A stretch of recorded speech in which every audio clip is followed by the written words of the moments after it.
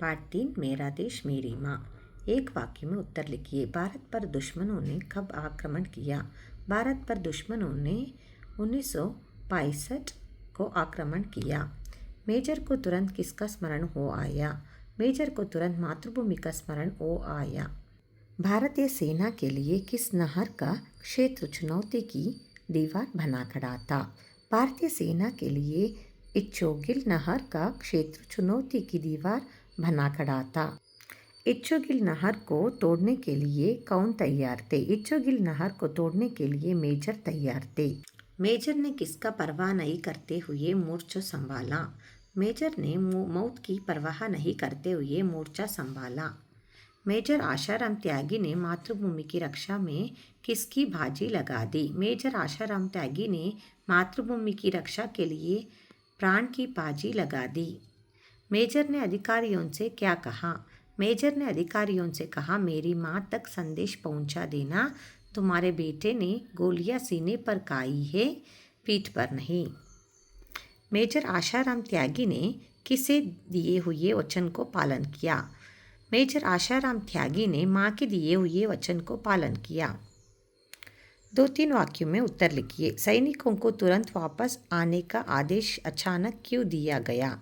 अचानक आदेश दुश्मनों ने भारत पर आक्रमण कर दिया, इसलिए छुट्टियां बिताने अपने घर गए सैनिकों को तुरंत वापस आने के आदेश भेजे गए। युद्धभूमि जाने से पहले मेजर ने जब माँ को प्रणाम किया तब दोनों की स्थिति कैसी थी?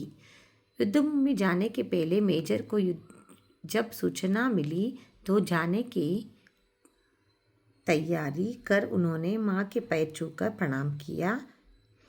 माँ का ममत्व जाग उठा, आंखों में आंसू भर गए और उन्होंने बेटे को सीने से लगा लिया।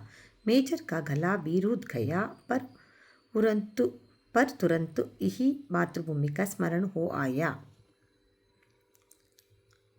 युद्धभूमि के जाते हुए पुत्र के सिर पर हाथ रखकर माँ ने क्या आशीर्वाद दिया? युद्धभूमि के जाते हुए पुत्र के सिर पर हाथ रखकर आशीर्वाद देते हुए माँ ने कहा, बेटे, इस समय राष्ट्र रक्षा ही प्रत्येक भारतीय का सबसे बड़ा कर्तव्य है। जाओ और दृढ़ता से अपने कर्तव्य का पालन करो। याद रहे, भारतीय परंपरा सीने पर गोली खाने की है, पीठ पर नहीं। अमृतसर के अस्पताल में मेजर का अंतिम शब्द क्या थे? अमृतसर के अस्पताल में मेजर के अंतिम शब्द थे कि मेरी माँ तक संदेश पहुँचा देना। तुम्हारे बेटे ने गोलियां सीने पर ही खाई है, पीठ पर नहीं। उदाहरण के अनुसार विरुद्धार्थक शब्द लिखिए। अच्छा बुरा, बड़ा छोटा, दोस्त दुश्मन, आगे पीछे, भेदी अभेद्य। उदाहरण के अनुसार स्त्रीलिंग एकवचन के बहुवचन रूप लिखिए। ई की जगह या लिखने में से स्त्रीलिंग एकवचन का रूप बहुवचन रूप बनता है। बदलते रूप को समझिए। तैयारी, तैयारियाँ, चिट्टी, चिट्टियाँ, गोली, गोलियाँ, रोटी, रोटियाँ, लाठी, लाठियाँ, खिटकी, खिटकियाँ, जिम्मेदारी, जिम्मेदारियाँ। नमूने के अनुसार शब्द बताइए। मालिक, मालकिन, धोबी, धोबिन, भाग, भागिन, माली, मालिन, साथी, साथी, तेली, तेलिन। नमूने के अनुसार अन्य वचन शब्द बनाइए। परीक्षा, परीक्षाएं, माला, मालाएं, शाखा, शाखाएं, कविता, कविताएं, पत्रिका, पत्रिकाएं, रेखा, रेखाएं। इन शब्दों का वाक्य में प्रयोग कीजिए। उदाहरण, दीवार, इस दीवार का रंग सफ़ेद है। छुट्टी, मेजर छुट्टी बिताने अपने घर गए। वातावरण, मेरा गांव में हर तरफ शांति का वातावरण है। प्रणाम, माँ के पैर छूकर प्रणाम किया। आसान, अंग्रेजी सीखना आसान था।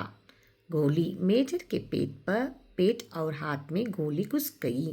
अस्पताल, घायल होने लोगों को तुरंत अस्पताल लेकर जाना चाहिए।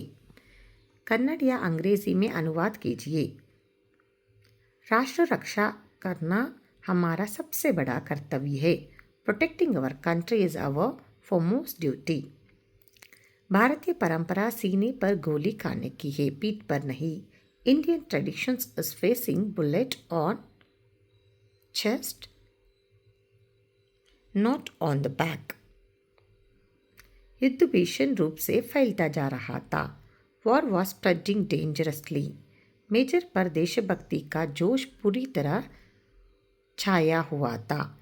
Major was filled with patriotic fevers. गोलियां आकर उनके सीने में घुसती रही. Bullets were coming and hitting his chest continuously.